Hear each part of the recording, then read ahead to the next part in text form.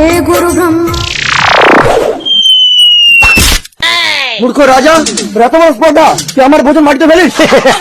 আমি তোকে অভিশাপ দিচ্ছি, তুই আমার ভোজন মাটিতে ফেলেছিস। তুই ভোজনের জন্য যেটা হাতে নিবি সেটাই মাটি হয়ে যাবে। তুই সামান্য একটা সন্ন্যাসী হয়ে এই রাজাকে অভিশাপ দিস? এই দেখ, এই কলাটা আমি তুলে খাবো, আমার কিচ্ছু হবে না। এ কি মাটি? আমাকে ক্ষমা করে দাও সন্ন্যাসী, তুমি এই অভিশাপ তুলে নাও।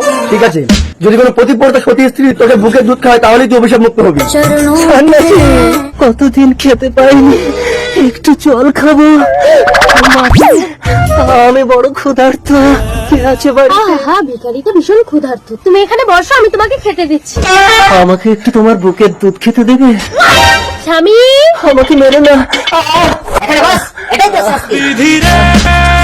এ কি পাহাড়পুরের রাজামশাই, আপনার এই অবস্থা কি করে হলো? কিন্তু আমার স্ত্রী কি করে আপনাকে বুকের দুধ দেবে? সে তো সতী, কোনো পুরুষের ছায়া মারা না। আমাকে তুমি বাঁচাও সিন্ধু। ঠিক আছে, চলুন। অসম্ভব, অন্য পুরুষকে বুকের দুধ দেওয়ার আগে আমার জন্য মৃত্যু হয়। স্বামী, আমাকে তোমার সন্তান মনে করো মা। এই নাও দুধ খাবে।